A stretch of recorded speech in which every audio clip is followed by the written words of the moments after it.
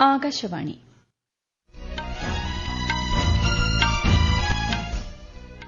നമസ്കാരം. വാർത്തകൾ വായിക്കുന്നത് കൃഷ്ണ പ്രകൃതി.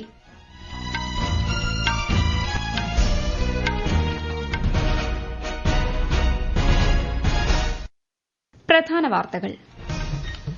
രാഷ്ട്രപതി ദ്രൌപദി മുർമു തെലങ്കാനയിൽ. സെക്കന്ദരാബാദിൽ ഭാരതീയ കലാമഹോത്സവം രാഷ്ട്രപതി ഉദ്ഘാടനം ചെയ്യും. ജമ്മുകശ്മീരിലെയും ഹരിയാനയിലെയും നിയമസഭാ തിരഞ്ഞെടുപ്പിന്റെ അവസാനഘട്ട പ്രചാരണം ശക്തമാക്കി രാഷ്ട്രീയ പാർട്ടികൾ. മുതിർന്ന നേതാക്കൾ പ്രചാരണ രംഗത്ത്. പ്രധാനമന്ത്രി നരേന്ദ്രമോദിയുടെ പ്രതിമാസ റേഡിയോ പ്രഭാഷണ പരിപാടി മൻ കി ബാത് നാളെ. കർണാടകയിലെ ഷിരൂരിൽ മണ്ണിടിച്ചിലിൽ മരിച്ച കോഴിക്കോട് സ്വദേശി അർജുന് വിട നൽകി ജന്മനാട്. 70ാമത് നെഹ്റു ട്രോഫി വള്ളംകളി ആലപ്പുഴ പുന്നമടക്കായലിൽ പുരോഗമിക്കുന്നു. വാർത്തകൾ വിശദമായി. തെലങ്കാന സന്ദർശിക്കുന്ന രാഷ്ട്രപതി ദ്രൌപദി മുർമു ഇന്ന് സംസ്ഥാനത്തെ വിവിധ പരിപാടികളിൽ പങ്കെടുക്കും. ഹൈദരാബാദിലെത്തിയ രാഷ്ട്രപതിയെ തെലങ്കാന ഗവർണർ ജിഷ്ണുദേവ് വർമ്മയും മുഖ്യമന്ത്രി എ രേവന്ത് റെഡ്ഡിയും ചേർന്ന് സ്വീകരിച്ചു. ഹൈദരാബാദിലെ നാൽസാർ യൂണിവേഴ്സിറ്റി ഓഫ് ലോയുടെ 21ാമത് ബിരുദദാന ചടങ്ങിൽ രാഷ്ട്രപതി പങ്കെടുക്കുകയാണ്. സെക്കന്ദരാബാദിലെ രാഷ്ട്രപതി നിലയത്തിൽ സംഘടിപ്പിക്കുന്ന ഭാരതീയ കലാമഹോത്സവത്തിന്റെ ഉദ്ഘാടനവും ശ്രീമതി മുർമു നിർവഹിക്കും. 8 ദിവസം നീണ്ടുനിൽക്കുന്ന കലാമഹോത്സവത്തിൽ വടക്കുകിഴക്കൻ സംസ്ഥാനങ്ങളിലെ കല, സംസ്കാരം, കരകൌശല വസ്തുക്കൾ എന്നിവ പ്രദർശിപ്പിക്കും. 8 സംസ്ഥാനങ്ങളിലെ ഗവർണർമാരും കേന്ദ്രമന്ത്രിമാരും പരിപാടിയിൽ പങ്കെടുക്കും.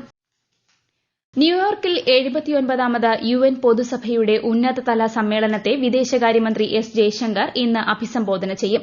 സമാധാനത്തിന്റെയും സുസ്ഥിര വികസനത്തിന്റെയും വർത്തമാന തലമുറയുടെയും മാനുഷിക അന്തസ്സിന്റെയും പുരോഗതിക്കായി ഒരുമിച്ച് പ്രവർത്തിക്കാമെന്നതാണ് പൊതുസംവാദത്തിന്റെ പ്രമേയം.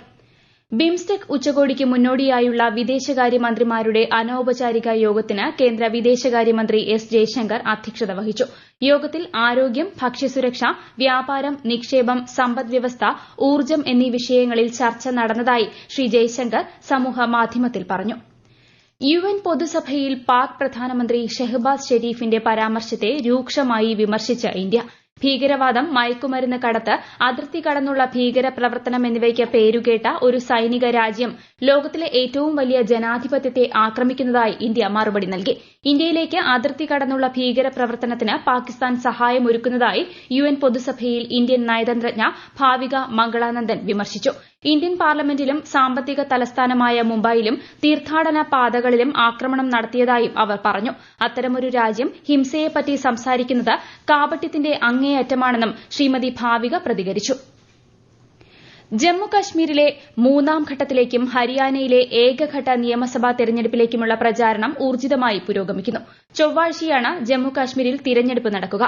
ഹരിയാനയിൽ അടുത്ത മാസം 5-നാണ് വോട്ടെടുപ്പ്. വിശദാംശങ്ങളിലേക്ക്. ജമ്മു കശ്മീരിലെ 40 നിയമസഭാ മണ്ഡലങ്ങളിലേക്കാണ് 3ാം ഘട്ടത്തിൽ തെരഞ്ഞെടുപ്പ് നടക്കുക. വിവിധ രാഷ്ട്രീയ പാർട്ടികളിലെ പ്രമുഖ നേതാക്കൾ പ്രചാരണ രംഗത്ത് സജീവമാണ്. മുതിർന്ന ബിജെപി നേതാവും പ്രധാനമന്ത്രിയുമായ നരേന്ദ്രമോദി ജമ്മുവിൽ ഇന്ന് റാലിയെ അഭിസംബോധന ചെയ്യും. പ്രധാനമന്ത്രിയുടെ റാലിയോടനുബന്ധിച്ച് പ്രദേശത്ത് സുരക്ഷ ശക്തമാക്കിയിട്ടുണ്ട്. കോൺഗ്രസ് നേതാവ് പ്രിയങ്ക ഗാന്ധിയും ഇന്ന് കേന്ദ്രഭരണ പ്രദേശത്ത് പൊതുപരിപാടികളിൽ പങ്കെടുക്കും. അതേസമയം ബിജെപി ദേശീയ അധ്യക്ഷൻ ജെ.പി. നദ്ദ ഇന്നലെ കത്തൂരിൽ റാലിയിൽ പങ്കെടുത്തു. ഹരിയാനയിൽ 90 അംഗ നിയമസഭാ സീറ്റുകളിലേക്കാണ് തെരഞ്ഞെടുപ്പ് നടക്കുക. ഇന്നലെ ബിജെപിയുടെ മുതിർന്ന നേതാവും കേന്ദ്ര ആഭ്യന്തരമന്ത്രിയുമായ അമിത്ഷാ ഹരിയാനയിൽ 3 പൊതുപരിപാടികളിൽ പങ്കെടുത്തു. കോൺഗ്രസ് നേതാവ് കുമാരി സെൽജിയും ഇന്നലെ റാലികളിൽ പങ്കെടുത്തു. ആം ആദ്മി പാർട്ടി നേതാക്കളും പ്രചാരണ രംഗത്ത് സജീവമാണ്. News desk Akashvani. സ്വാതന്ത്ര്യസമര സേനാനി ഭഗത് സിംഗിന്റെ ജന്മദിനമായ ഇന്ന് പ്രധാനമന്ത്രി നരേന്ദ്രമോദിയും ആഭ്യന്തരമന്ത്രി അമിത്ഷായും അദ്ദേഹത്തിന് ശ്രദ്ധാഞ്ജലി അർപ്പിച്ചു. മാതൃരാജ്യത്തിന്റെ ആത്മാഭിമാനം സംരക്ഷിക്കാൻ ജീവൻ ബലിയർപ്പിച്ച അനശ്വര രക്തസാക്ഷിയാണ് ഭഗത് സിംഗ് എന്ന് പ്രധാനമന്ത്രി സമൂഹമാധ്യമത്തിൽ കുറിച്ചു. വിപ്ലവകാരിയായ ഭഗത് സിംഗ് ബ്രിട്ടീഷ് ഭരണത്തെ ഉച്ചത്തിൽ വെല്ലുവിളിക്കുക മാത്രമല്ല, രാജ്യത്തിന്റെ സ്വാതന്ത്ര്യത്തിനും സുവർണ്ണ ഭാവിക്കും വേണ്ടി തന്റെ ജീവൻ ബലിയർപ്പിക്കുകയും ചെയ്തുവെന്ന് ആഭ്യന്തരമന്ത്രി അമിത്ഷാ പറഞ്ഞു. ഇന്ന് ഗായിക ലതാ മങ്കേഷ്കറിന്റെ 95ാം ജന്മവാർഷിക ദിനം. ഇന്ത്യയുടെ വാനമ്പാടി എന്നറിയപ്പെടുന്ന ലതാ മങ്കേഷ്കർ തന്റെ 70 വർഷം നീണ്ട കലാജീവിതത്തിൽ നിരവധി ഭാഷകളിലായി 25,000-ലധികം ഗാനങ്ങൾ ആലപിച്ചു. ഇതിഹാസ ഗായികയ്ക്ക് പ്രധാനമന്ത്രി നരേന്ദ്രമോദി ശ്രദ്ധാഞ്ജലി അർപ്പിച്ചു. ഭാവതരളമായ ഗാനങ്ങളാൽ അവർ എപ്പോഴും ജനങ്ങളുടെ മനസ്സിൽ ജീവിക്കുമെന്ന് പ്രധാനമന്ത്രി എക്സിൽ കുറിച്ചു. ഭാരതരത്ന പുരസ്കാര ജേതാവായ ലതാ മങ്കേഷ്കർ 2022 ഫെബ്രുവരി 6-നാണ് അന്തരിച്ചത്. ജമ്മു കശ്മീരിലെ കുൽഗാം ജില്ലയിൽ സുരക്ഷാസേനയും ഭീകരരും തമ്മിൽ ഏറ്റുമുട്ടലുണ്ടായി. ആദികം ജില്ലയിൽ 2-3 ഭീകരർ ഒളിച്ചിരിപ്പുണ്ടെന്ന രഹസ്യ വിവരത്തിന്റെ അടിസ്ഥാനത്തിൽ സുരക്ഷാ സേനകൾ നടത്തിയ സംയുക്ത തിരച്ചിലിനിടെയാണ് ഏറ്റുമുട്ടലുണ്ടായത്. ഭീകരർ സൈനികർക്ക് നേരെ വെടിയുതിർക്കുകയായിരുന്നു. ഏറ്റുമുട്ടൽ തുടരുകയാണ്. ഈ വാർത്തകൾ ആകാശവാണിയിൽ നിന്ന്. പ്രധാനമന്ത്രി നരേന്ദ്രമോദിയുടെ പ്രതിമാസ പ്രഭാഷണ പരിപാടി മൻ കി ബാത് നാളെ രാവിലെ 11 മണിക്ക്. പരിപാടിയുടെ 114ാം പതിപ്പാണിത്. ആകാശവാണിയുടെയും ദൂരദർശന്റെയും എല്ലാ ശൃംഖലകളിലൂടെയും പരിപാടി തത്സമയം കേൾക്കാവുന്നതാണ്. തുടർന്ന് പരിപാടിയുടെ മലയാളം പരിഭാഷയും ഉണ്ടായിരിക്കും. കർണാടകയിലെ ഷിരൂരിൽ മണ്ണിടിച്ചിലിൽ കാണാതായ അർജുന് വിട നൽകി ജന്മനാട്. ഭൌതികാവശിഷ്ടങ്ങൾ കോഴിക്കോട് കണ്ണാടിക്കലുള്ള അർജുന്റെ വീട്ടുവളപ്പിൽ സംസ്കരിച്ചു. ആയിരങ്ങളാണ് അന്ത്യാഞ്ജലി അർപ്പിക്കാനെത്തിയത്. കർണാടകയുടെ ധനസഹായമായി 5 ലക്ഷം രൂപയും വ്യക്തിപരമായി 1 ലക്ഷം രൂപയും കാർവാർ എംഎൽഎ സതീഷ് കൃഷ്ണ സെയിൽ അർജുന്റെ കുടുംബത്തിന് കൈമാറി. ഇന്ത്യ കണ്ട ഏറ്റവും വലിയ രക്ഷാദൌത്യമാണ് ഷിരൂരിൽ അർജുനുവേണ്ടി നടത്തിയതെന്ന് MK രാഘവൻ MP പറഞ്ഞു. ദുർഗാപൂജയോടനുബന്ധിച്ച് ഇന്ത്യൻ റെയിൽവേ 6000-ലധികം പ്രത്യേക ട്രെയിൻ സർവീസുകൾ നടത്തും. ഒക്ടോബർ 1 മുതൽ നവംബർ 30 വരെയാണ് പ്രത്യേക സർവീസ്. ഇതിനു പുറമെ 108 ട്രെയിനുകളിൽ അധിക ജനറൽ കോച്ചുകളും ഉൾപ്പെടുത്തിയിട്ടുണ്ട്. ലക്ഷക്കണക്കിന് യാത്രക്കാർക്ക് സർവീസ് പ്രയോജനപ്പെടുമെന്നാണ് പ്രതീക്ഷിക്കുന്നത്. ആലപ്പുഴ പുന്നമട കായലിൽ വള്ളംകളി ആവേശത്തിന് തുടക്കം. 70ാമത് നെഹ്റു ട്രോഫി വള്ളംകളിയിൽ ചെറുവള്ളങ്ങളുടെ പ്രാഥമികതല മത്സരമാണ് ഇപ്പോൾ നടക്കുന്നത്. ഉച്ചയ്ക്ക് ശേഷം മന്ത്രി PA മുഹമ്മദ് റിയാസ് ജലോത്സവത്തിന്റെ ഔദ്യോഗിക ഉദ്ഘാടനം നിർവഹിക്കും. 74 വള്ളങ്ങളാണ് ഇത്തവണ നെഹ്റു ട്രോഫിയിൽ മാറ്റുരയ്ക്കുന്നത്. ISL ഫുട്ബോളിൽ ഇന്ന് 2 മത്സരങ്ങൾ. ഭുവനേശ്വറിലെ കലിംഗ സ്റ്റേഡിയത്തിൽ വൈകുന്നേരം 5 മണിക്ക് നടക്കുന്ന മത്സരത്തിൽ ഒഡീഷ FC ജംഷഡ്പൂർ FCയെ നേരിടും. രാത്രി 7:30-ന് ബംഗളൂരുവിൽ ആരംഭിക്കുന്ന മറ്റൊരു മത്സരത്തിൽ ബംഗളൂരു FC മോഹൻ ബഗാനെ നേരിടും. ഇന്ത്യ ബംഗ്ലാദേശ് ടെസ്റ്റ് ക്രിക്കറ്റ് പരമ്പരയിലെ 2ാം മത്സരത്തിന്റെ 2ാം ദിനമായ ഇന്ന് മഴ മൂലം കളി ആരംഭിക്കാൻ വൈകും. ഇന്നലെ ആദ്യ ദിനം കളി അവസാനിച്ചപ്പോൾ ബംഗ്ലാദേശ് 3 വിക്കറ്റ് നഷ്ടത്തിൽ 107 റൺസ് എന്ന നിലയിലാണ്. ടോസ് നേടിയ ഇന്ത്യ ഫീൽഡിംഗ് തിരഞ്ഞെടുക്കുകയായിരുന്നു. സ്വച്ഛതാ ഹി സേവ അഭിയാന്റെ ഭാഗമായുള്ള വിവിധ പരിപാടികൾ രാജ്യത്തുടനീളം പുരോഗമിക്കുന്നു.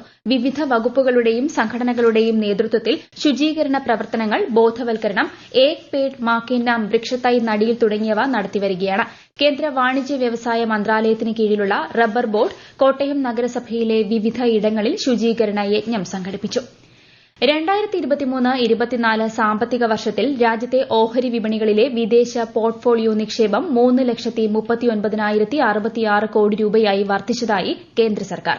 ഈ സാമ്പത്തിക വർഷം 1,71,248 കോടി രൂപയുടെ വർധന ഉണ്ടായതായും കേന്ദ്ര സർക്കാർ അറിയിച്ചു. ഈ മാസം 26 വരെ 48,822 കോടി രൂപയുടെ വിദേശ പോർട്ട്ഫോളിയോ നിക്ഷേപം ഉണ്ടായതായി കണക്കുകൾ വ്യക്തമാക്കുന്നു. ഉത്തർപ്രദേശിൽ ഇന്ന് അതിശക്തമായ മഴയ്ക്ക് സാധ്യതയെന്ന് കേന്ദ്ര കാലാവസ്ഥാ വകുപ്പ്. മഹാരാഷ്ട്ര, ഗുജറാത്ത്, പശ്ചിമബംഗാളിലെ ഹിമാലയൻ മേഖല, സിക്കിം, ബീഹാർ എന്നിവിടങ്ങളിൽ ഒറ്റപ്പെട്ട ഇടങ്ങളിൽ ശക്തമായ മഴയ്ക്കുള്ള മുന്നറിയിപ്പുണ്ട്. അസം, മേഘാലയ സംസ്ഥാനങ്ങളിലും നാളെ ശക്തമായ മഴ ലഭിച്ചേക്കാം. ദക്ഷിണേന്ത്യയിൽ കേരളത്തിന് പുറമെ തമിഴ്നാട്, പുതുച്ചേരി, കാരയ്ക്കൽ, മാഹി എന്നിവിടങ്ങളിൽ നാളെ ശക്തമായ മഴ ലഭിച്ചേക്കാമെന്നും മുന്നറിയിപ്പുണ്ട്. ബീഹാറിൽ കോസി, ഗണ്ഡക് നദികളിൽ മിന്നൽ പ്രളയത്തിന് സാധ്യത നിലനിൽക്കുന്ന പശ്ചാത്തലത്തിൽ ജലവകുപ്പ് കർശന ജാഗ്രത പ്രഖ്യാപിച്ചു. നേപ്പാളിൽ ഇരു നദിക്കരകളിലും അതിശക്തമായ മഴ ലഭിച്ച പശ്ചാത്തലത്തിലാണ് മുന്നറിയിപ്പ്. 6 ലക്ഷം ക്യൂസെക്സിലേറെ ജലം ഒഴുകിയെത്തിയേക്കാമെന്ന് വകുപ്പ് അറിയിച്ചു. പടിഞ്ഞാറൻ ചമ്പാരൻ, കിഴക്കൻ ചമ്പാരൻ, സാരൺ, ഗോപാൽഗഞ്ച് തുടങ്ങിയ ജില്ലകളെ പ്രളയം ബാധിച്ചേക്കാമെന്നും മുന്നറിയിപ്പുണ്ട്. അമേരിക്കയിൽ ഹെലീൻ ചുഴലിക്കാറ്റിൽ മരിച്ചവരുടെ എണ്ണം 43ആയി. വ്യാഴാഴ്ച രാത്രി ഫ്ലോറിഡയിലെത്തിയ ഹെലീൻ വടക്കൻ ജോർജിയ, ടെന്നസി, കരോലിനാസ് എന്നിവിടങ്ങളിലേക്ക് നീങ്ങി. അമേരിക്കയുടെ തെക്കുകിഴക്കൻ ഭാഗങ്ങളിൽ അടിയന്തരാവസ്ഥ പ്രഖ്യാപിച്ചിട്ടുണ്ട്. പല സ്ഥലങ്ങളിലും രക്ഷാപ്രവർത്തനം തുടരുകയാണ്. മണിക്കൂറിൽ 225 കിലോമീറ്റർ വേഗതയിലുള്ള ഉഷ്ണമേഖലാ കൊടുങ്കാറ്റാണ് ഹെലീൻ. പ്രധാന വാർത്തകൾ വീണ്ടും. രാഷ്ട്രപതി ദ്രൌപദി മുർമു തെലങ്കാനയിൽ. സെക്കന്ദരാബാദിൽ ഭാരതീയ കലാമഹോത്സവം രാഷ്ട്രപതി ഉദ്ഘാടനം ചെയ്യും. ജമ്മുകശ്മീരിലെയും ഹരിയാനയിലെയും നിയമസഭാ തെരഞ്ഞെടുപ്പിന്റെ അവസാനഘട്ട പ്രചാരണം ശക്തമാക്കി രാഷ്ട്രീയ പാർട്ടികൾ. മുതിർന്ന നേതാക്കൾ പ്രചാരണ രംഗത്ത്. പ്രധാനമന്ത്രി നരേന്ദ്രമോദിയുടെ പ്രതിമാസ റേഡിയോ പ്രഭാഷണ പരിപാടി മൻ കി ബാത് നാളെ. കർണാടകയിലെ ഷിരൂരിൽ മണ്ണിടിച്ചിലിൽ മരിച്ച കോഴിക്കോട് സ്വദേശി അർജുന് വിട നൽകി ജന്മനാട്. 70ാമത് നെഹ്റു ട്രോഫി വള്ളംകളി ആലപ്പുഴ പുന്നമട കായലിൽ പുരോഗമിക്കുന്നു. വാർത്തകൾ കഴിഞ്ഞു. അടുത്ത വാർത്താ പ്രക്ഷേപണം വൈകുന്നേരം 6:30.